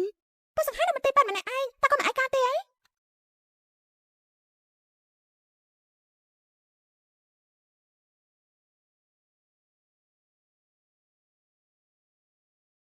លោកពូ បានហើយណា តើលោកពូមានស្ដាប់បង្កប់គេទេហើយលើថ្នាំទៀងតាត់ទេ មិនក៏មកទីនេះ ខ្ញុំខ្លាចពូនៅម្នាក់ឯងអាចតោពេក ក្មេងល្អ លោកមិនពេលខ្ញុំចូលពេទ្យមានម៉ាក់នៅក្បែរខ្ញុំចុះគ្រួសារពូវិញនោះ ពួកគេរវល់ហើយពួកមិនអីទេ កំរំអីខ្ញុំនៅកំដៅពូខ្ញុំធ្លាប់ឈឺយូរដែរដល់ថ្នាក់គេមើលថែខ្លួនឯងទៀតផងហើយក៏ចាំមើលកំណត់ប្រាប់ពេទ្យដែរ ឯងមើលយល់ដែរ លោកពូយើងពិតជាមាននិស្ស័យគ្នាមែនគ្រប់ឈាមរបស់ពូបែរជាដឹងគ្រប់ឈាមខ្ញុំដែរ ថាម៉េច មើលទៅឈាមប្រភេទ A negative កាលពីមុនដល់ពេលខ្ញុំឈឺគេតែងយកឈាមពីឃ្លាំងព្រោះឈាមប្រភេទនេះកម្រណាស់ពិបាកនឹងដែររង ឯងចង់បានន័យថាឯងមានគ្រប់ឈាម AR ដូចជាយើងដែរមែនទេឯងចង់បានន័យថាឯងមានគ្រប់ឈាម AR negative ដូចពូដែរមែនទេ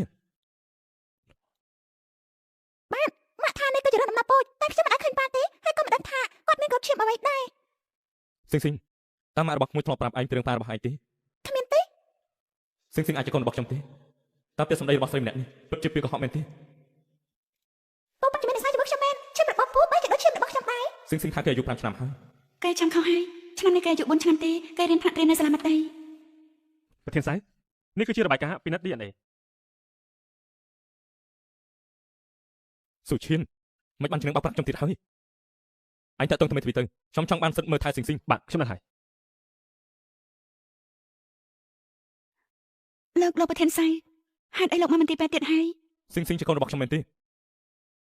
មិនមែនទេ រឿងដល់ថ្នាក់នេះហើយនឹងលាក់បាំងទៀតនឹងលាក់កូនរបស់ខ្ញុំ6ឆ្នាំពេញស៊ូឈៀនខ្ញុំនឹងឲ្យនាងសងខ្ញុំវិញស៊ូឈៀនខ្ញុំនឹងធ្វើឲ្យនាងសងវិញ ហាលីសំទោសទាំងអស់នេះជាកំហុសរបស់ខ្ញុំតែលោកអាចកុំយកសិងបានទេខ្ញុំនៅសល់តែគេម្នាក់គត់ 6ឆ្នាំមុនច្បាស់ណាស់គឺនឹងមានផ្ទៃពោះទៅហើយតែនឹងនៅតែផិតក្បត់មានតំណែងតំណងប្រាប់ផ្សេងទៀតឥឡូវនេះថែមទាំងធ្វើចំម៉ាក់ល្អទៀតអានេះនឹងចង់បានអីទៅនឹងមិនសមធ្វើចំណាយរបស់ស៊ីងស៊ីងទេ ហាលីខ្ញុំសូមវល់លោកហើយលោកចាំបានអ្វីពីខ្ញុំក៏បានតែសូមកុំយកកូនចេញពីខ្ញុំទៅអីបានទេ នឹងអាចឲ្យអ្វីគេបានពេលដែលគេឈឺសម្រាប់នៅបន្ទប់ថោកបំផុតប្រាថ្នាពេលថោកបំផុតនឹងធ្វើបែបនេះចង់ឲ្យគេស្លាប់មែនទេចាប់ពីពេលនេះទៅរឿងរបស់ស៊ីងស៊ីងនឹងមិនចាំឲ្យខ្វល់ទៀតទេការព្យាបាលការសិក្សាការរស់នៅខ្ញុំនឹងធ្វើឲ្យគេល្អបំផុតអ្វីដែលបានបងទៅអស់រយៈពេល6ឆ្នាំខ្ញុំនឹងយកមកវិញទាំងអស់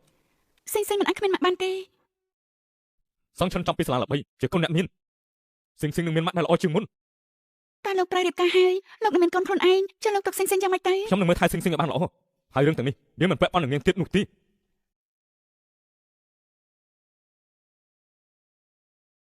សិងតើនៅជាមួយលោកប្រធានសៅកូននឹងបានរស់នៅល្អជាងនេះម៉ាក់អាណិតកូនណាស់តែម៉ាក់ក៏មិនចង់ឲ្យកូនបន្តរងទុក្ខជាមួយម៉ាក់ទៀតដែរ ស៊ីងស៊ីង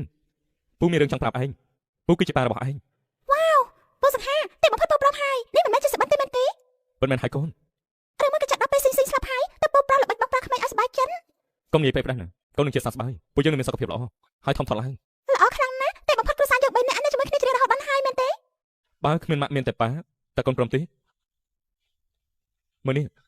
ទាំងនេះសុទ្ធតែជាអ្វីដែលកូនចូលចិត្តស៊ីងស៊ីងពេលនេះទៅកូនមានជីវិតល្អប្រសើរ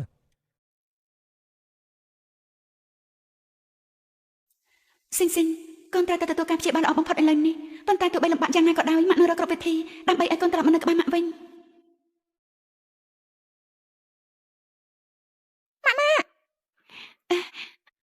ម៉ាក់កុំទៅណាបានទេស៊ីងស៊ីងហេតុអីកូនមកទីនេះមិនមែនកូននៅជាមួយប៉ាទេម៉ាក់តែថ្ងៃក្រោយលែងបានជួបម៉ាក់ទៀតហើយមែនទេ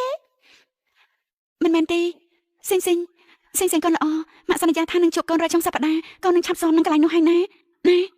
ម៉ាក់កូនដឹងថាដើម្បីព្យាបាលកូនម៉ាក់ធ្វើការច្រើនណាស់ម៉ាក់លំបាកណាស់ម៉ាក់សន្សំលុយទិញម៉ាស៊ីនកម្ដៅឲ្យកូនតែខ្លួនឯងបានជាមានរបស់ត្រជាក់ទៅវិញលោកយាយស្លាប់យូរហើយលោកតាវិញចេះតែលេងល្បែងស៊ីសងចាញ់អស់លុយក៏សុំម៉ាក់នៅសល់តែកូនម្នាក់កូនតែងតែចង់បានប៉ាតែបើសិនជាមានប៉ាកូននឹងបាត់បង់ម៉ាក់អញ្ចឹងកូនចង់បានតែម៉ាក់ទេកូនចង់បានតែម៉ាក់ទេ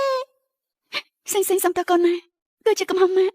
កូនកុំបារម្ភម៉ាក់នឹងលែងចាក់ចេញពីកូនទៀតហើយថ្ងៃក្រោយទោះបីជាមានរឿងអីកើតឡើងក៏ដោយម៉ាក់នឹងនៅក្បែរកូនណាកូនណា ឈិនលោកតារបស់ខ្ញុំគឺជាឪពុកសាហានលីបាននៅជាមួយខ្ញុំគេនឹងលែងធ្វើឲ្យនៅពិបាកទៀតហើយ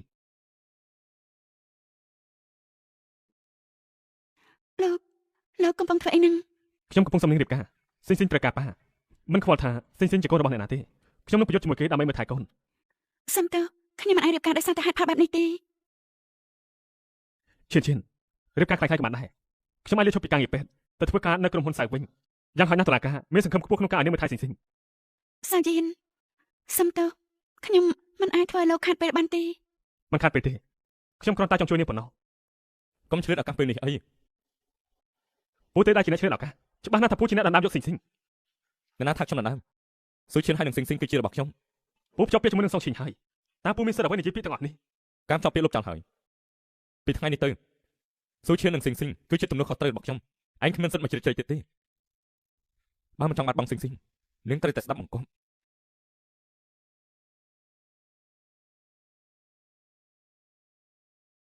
ខ្ញុំសង្ឃឹមថាពូនិយាយការពិតបើមិនដូច្នេះទេខ្ញុំមិនទុកមុខឲ្យពូទេ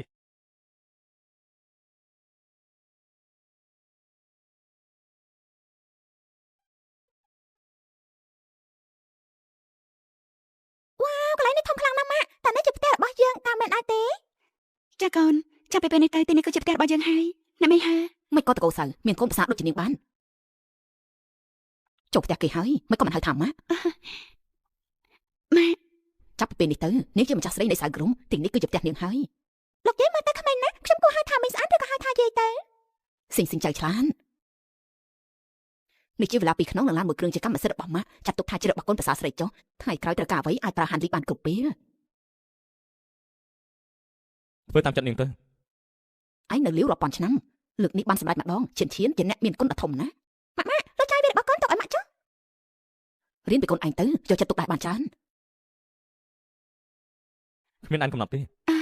មិនបាច់ទេលើខ្ញុំមានគ្រប់គ្រាន់ហើយ ថ្ងៃក្រោយហាន់លីធ្វើប្រហែសឯងប្រាប់ម៉ាក់ភ្លាមម៉ាក់ចេញមុខជួយឯង អរគុណអ្នកមីងហើ អេ អរគុណម៉ាក់ អឺ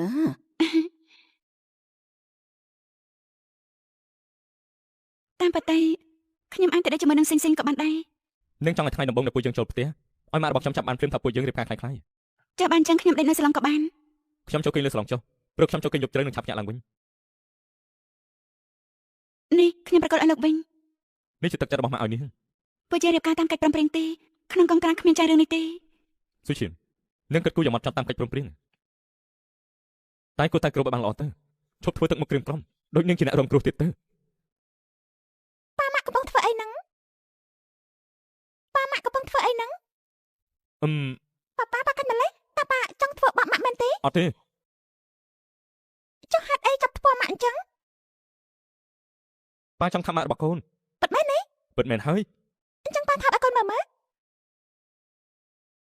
ហាត់ប៉ាកាច់ដាក់ម៉ាក់អញ្ចឹងទៀតណាមិនអញ្ចឹងកូនមិនទុកមកឲ្យប៉ាទេ ចុះកូនចង់ធ្វើយ៉ាងម៉េចហ៎អាឡអើនចុះកូនចង់ធ្វើអីប៉ាចង់ធ្វើអីហ៊ានទៅទេ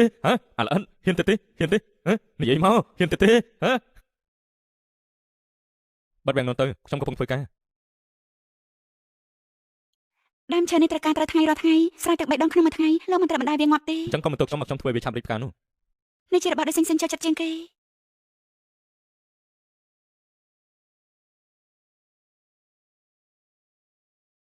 ខ្ញុំមានពេលត្រឹមតែ3ថ្ងៃទេក្នុងការសាកល្បងត្រូវតែហូបខ្ញុំនៅពេលដែលផ្អែមជាងគេណា បោកក្មេងតែដឹងនេះ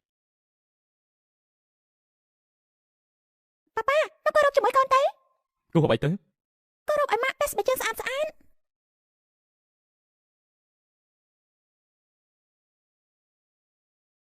នេះជារបស់កូនអរគុណម៉ាក់តើកូនអាចយកទៅចែកឲ្យមិត្តភ័ក្តិនៅសាលាខ្លះបានទេប្រកាសណានេះគឺជារបស់លោកកាពះលោកមិនសូវល្អកុំភ្លេចញ៉ាំបាយទាំងពេលណា ថ្ងៃក្រោយកុំធ្វើរឿងដែលលើសបែបនេះទៀតណា ស្នាដៃធ្វើម្ហូបរបស់ម៉ាក់អស់ចាំណាអ្នកផ្សេងចង់ញ៉ាំក៏មិនអាចញ៉ាំបានផង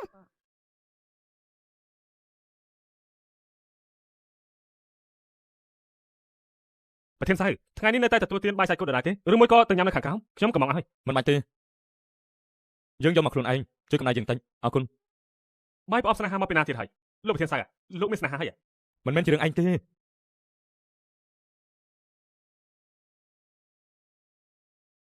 ពួកឯងលើទេថ្មីនេះលោកប្រធានទិញប្រដាប់ក្មេងលេងច្រើនណាស់ដូចជាទិញឲ្យកូនអញ្ចឹង តាំងពីពេលណាលោកប្រធានសៅមានកូនហើយ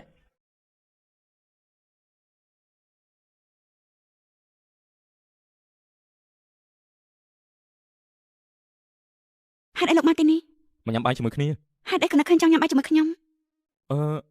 ពេលមើលមុខនាងបាយឆ្ងាញ់ លោកកំពុងចាចង់ខ្ញុំមែនទេ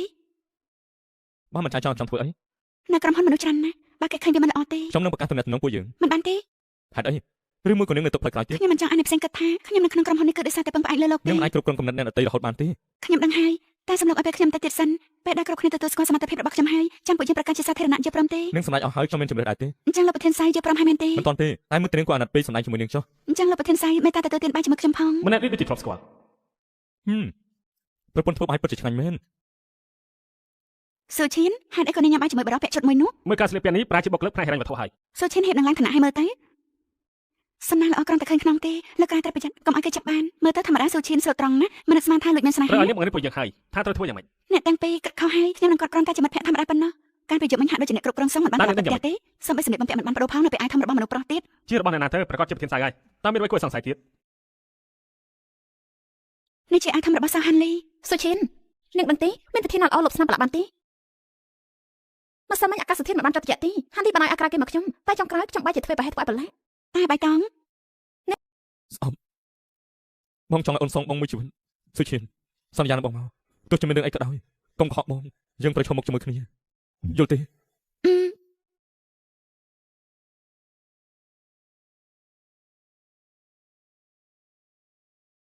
សាច់បងសុំទោសផងសាហាលីមកខំខ្ញុំអត់និយាយរឿងកាត់ពី5ឆ្នាំមុនតើគាត់មានត្រូវបងធ្វើបាបបងទេ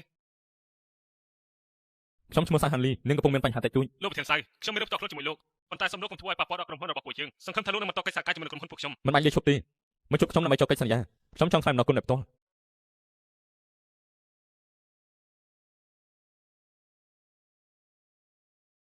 ខ្ញុំដឹងថាថ្មីនេះមានពាក្យជាចាំច្រើនណាស់ដូច្នេះខ្ញុំប្រាប់គ្រប់គ្នាខ្ញុំនឹងសុឈិនបានរៀបការរួចហើយពួកយើងមានកូនមួយទៀត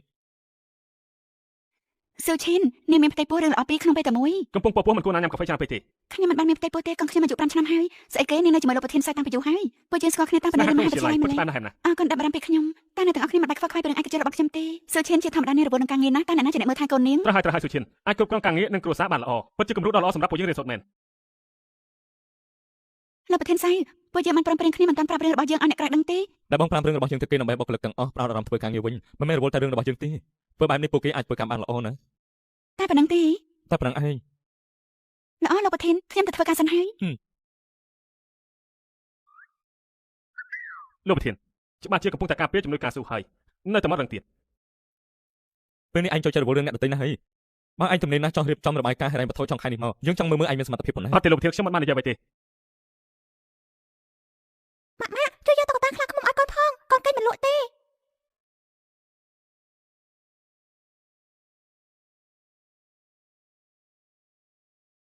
គេភ្ញាក់ឲ្យមែនទេ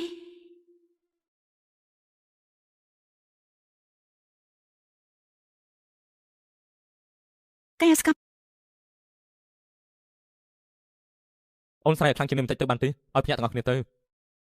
អូនគ្រាន់តែយកតុក្កតាឲ្យសិញតែបើមិនតាន់គេងទេ ទៅភ្ញាក់មិនទេ ជួយបាត់ធ្វើនេះអូនតិចបានទេ ប្រហែលសិងចាក់សោពីក្រៅហើយបើមិនចេញទេ តែបើមិនស្រួលពោះហី មិនអីទេជំងឺចាស់រើឡើងតិចតួច ឈើកាពះនេះមិនអាចញ៉ាំរហូតបាននោះទេ ធ្លាប់ហើយញ៉ាំថ្នាំរាល់ដងត្រឹមតែគេងមក5ម៉ោងប៉ុណ្ណោះ អូនជួយមកសាយបងតិចប្រហែលជាធូរស្រាលជាងមុនអូនចាំបានតាំងពីនៅរៀនបងមិនស្រួលពោះទេ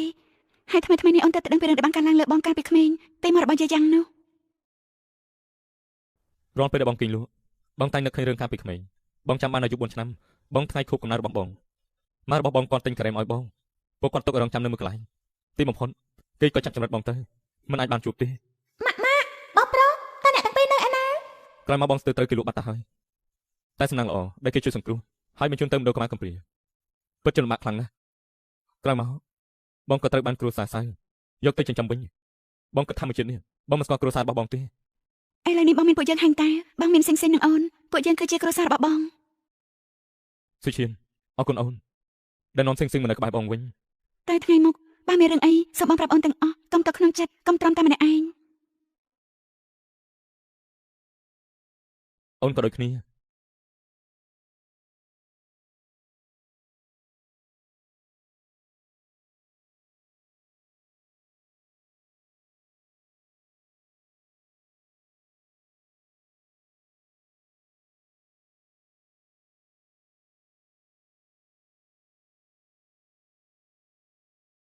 អាឡូប៉ា ឈៀនជួយប៉ាផងឈៀន ប៉ាតើមានរឿងអីឲ្យប្រកាស ឈៀនកូនត្រូវតែជួយប៉ា ខ្ញុំបាននិយាយរួចហើយយើងលែងមានតំណែងនឹងគ្នាហើយ ឈៀនរឿងនេះប៉ាពិតជាមិនបានធ្វើអ្វីខុសមែនមានស្រីម្នាក់ឈ្មោះថាសុងឈីងនាងថានាងស្គាល់កូនហើយថែមទាំងណែនាំប៉ាឲ្យទៅធ្វើការនៅក្នុងហ៊ុនសុងទៀតមិនស្មានថាគេចាប់ប្រកាន់ប៉ាពីបទកັບកេងលុយក្រុមហ៊ុនថែមទាំងកកាយរឿងដែលប៉ាលេងល្បែងពីមុនមកទៀត សុឈិនតែបំផុតក៏មកដល់សង្ឈិនតើនាងចាំបានអ្វីឲ្យពិតប្រកាស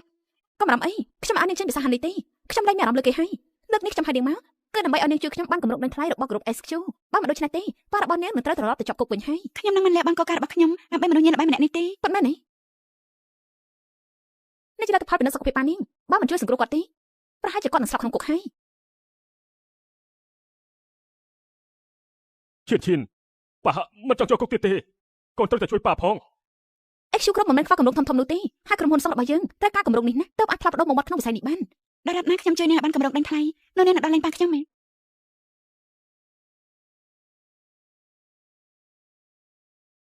ហេតុអីក៏បងត្រឡប់មកវិញ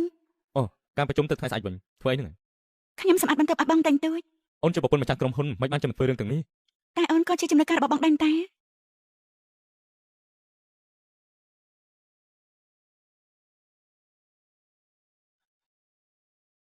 ឈៀននេះជាការិយាល័យមិនក៏តាក់ទិញម្ល៉េះ រយៈតែបន្តិចមិនល្អទេ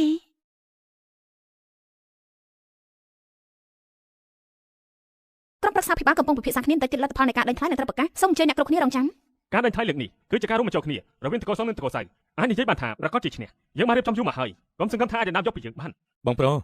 ការដេញថ្លៃមិនមែនពឹងទៅលើតែខ្សែថ្លៃមួយមុខនោះទេត្រូវពឹងលើសមត្ថភាព ដំបងឡើយបើរៀបការជាមួយខ្ញុំ SQ គ្រប់ក៏ខ្លាចទៅជាក្រុមហ៊ុនឈានមុខគេក្នុងវិស័យនេះតែឥឡូវនេះអ្វីៗអាចនឹងផ្លាស់ប្ដូរគ្រប់ពេល សាហាលីឯងគ្រាន់តែជាកូនខុសច្បាប់កូននៃការចេញពីស្រីប្រពន្ធចុងតើឯងមានសិទ្ធិអីមកប្រជែងជាមួយយើង ម៉ែរបស់លោកស្លាប់3ឆ្នាំមកហើយទើបម៉ែរបស់ខ្ញុំមកនៅគ្រួសារសៅលោកចាក់ខែមកខ្ញុំអស់យូរមកហើយនៅមិនតាន់ចប់ទេ ឯងនឹងស្រីម្នាក់នោះគ្រាន់តែចង់ណាំទ្រព្យសម្បត្តិរបស់យើងថ្ងៃណាមួយយើងនឹងមិនដេញពួកឯងចេញពីតកោសៅអស់ បើតកូនសៅធ្លាក់នៅក្នុងដៃលោកទើបជារឿងដាច់ចប់ ប៉ុន្មានឆ្នាំមកនេះគ្រាន់តែឯងមានសំណាងប៉ុណ្ណោះទៅថ្ងៃមុខប្រហែលជាគ្មានសំណាងល្អបែបនេះទៀតទេ ខ្ញុំពឹងលើការខំប្រឹងរបស់ខ្លួនឯងមិនមែនដូចលោកនោះទេចេះតែប្រើល្បិចថោកទាប សូមអបអរសាទរ XQ គ្រប់ដែលទទួលបានការដេញថ្លៃលើកនេះ ឯនេះទេគឺឯងគ្រប់ស្អីគេ គិតថាគ្រាន់តែជាឯកសារគម្រោងខ្លាំងៗមួយចំនួនក៏អាចយកឈ្នះបានហើយមែនទេ មិននឹងអាចទៅរួចទៅសុឈិននឹងច្បាស់ជា ស៊ូឈៀនគេប្រាប់ខ្ញុំអស់ហើយនឹងគិតថាគេក្បត់ខ្ញុំមែនទេ ខ្ញុំនឹងធ្វើឲ្យស្រីម្នាក់នោះស្គាល់រសជាតិក្បត់ នាងគួរតែគិតពីខ្លួនឯងជាមុនទៅរឿងអាស្រ័យរបស់នាងជាមួយសៅហានជាអាចទ្រាំទ្រនឹងការសង្កេតបាន សាំងហាន់លីកុំគិតថាឯងឈ្នះលើកនេះអាចសមាជិកបានស្រួលនោះយើងនឹងធ្វើឲ្យសងនៅតម្លៃវិញមិនខាន បានខ្ញុំរងចាំមុននឹងធ្វើឲ្យខ្ញុំនោះគួរតែគិតដោះស្រាយពីរឿងបញ្ហារបស់លោកសិនទៅ អាកូនអកតញ្ញូរឿងពីមុនយើងមើលរំលងថាឥឡូវនេះដើម្បីតាក់ទាញមនុស្សឲ្យមកខាងខ្លួនឯងបានជាធ្វើឲ្យខូចខាតទ្រព្យសម្បត្តិយ៉ាងច្រើនហើយថែមទាំងមកខូចកេរ្តិ៍ឈ្មោះរបស់ប្អូនប្រុសឯងទៀតសាំងហាន់លីគេគ្រាន់តែជាកូនដែលកើតមកពីស្រីប្រពន្ធចុងតើគេមានសិទ្ធិអីគេគ្មានសិទ្ធិនោះទេហានជាងឯងហួសហេតុពេកហើយ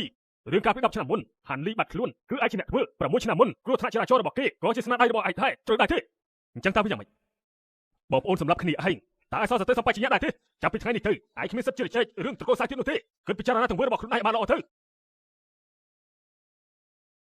បានផ្ទះនេះខ្ញុំធុញទ្រាន់នៅយូរហើយហានីគឺប៉ាជាអ្នកខុសដែលតែមើលរំលងឯងប៉ាដឹងថាប្រហែលឆ្នាំមកនេះឯងរងទុក្ខវេទនាច្រើនខ្លាំងណាស់ប៉ាសង្ឃឹមថាឯងនឹងអត់ទោសឲ្យប៉ាឲ្យឱកាសប៉ាមួយដើម្បីសងឯងវិញប៉ាព្យាយាមសងការជឿចាប់ដែលឯងរងទុក្ខអស់ប្រហែលឆ្នាំមកនេះនេះជារបស់ឯង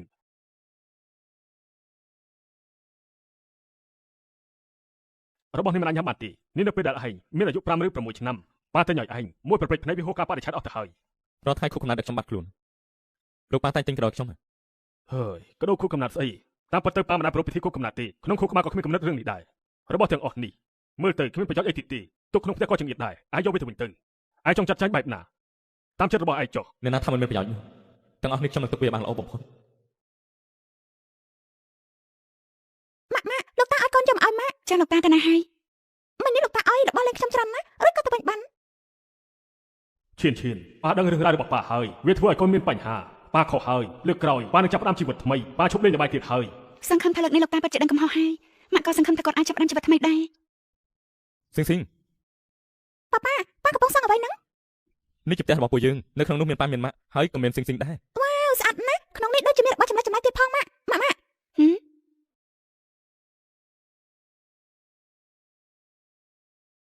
នេះជាអូនតែងតែនិយាយថាមិនត្រូវការពឹងពាក់លើអ្នកណាទេតែបងចង់ប្រាប់អូនថាបងខ្លាចជាទីពឹងរបស់អូនបានបងចង់ខ្លាចជាមនុស្សម្នាក់ដែលអាចការពារអូនចង់រស់នៅក្បែរអូនអស់មួយជីវិត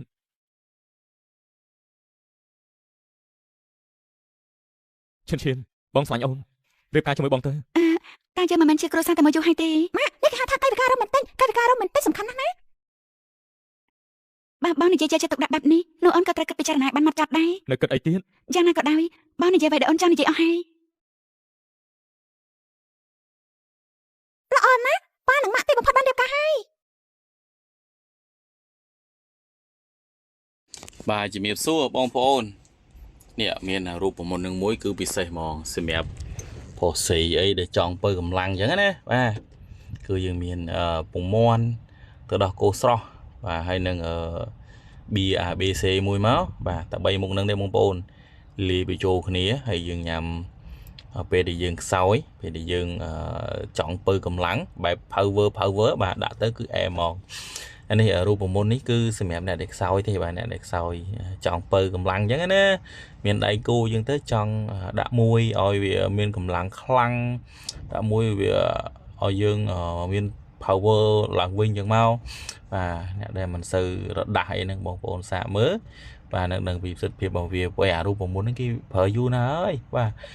គេដឹងយូរណាស់គេដឹងច្រើនដែរអញ្ចឹងណាអញ្ចឹងបងប្អូនអត់ទាន់ដឹងបងប្អូនសាកមើលបាទ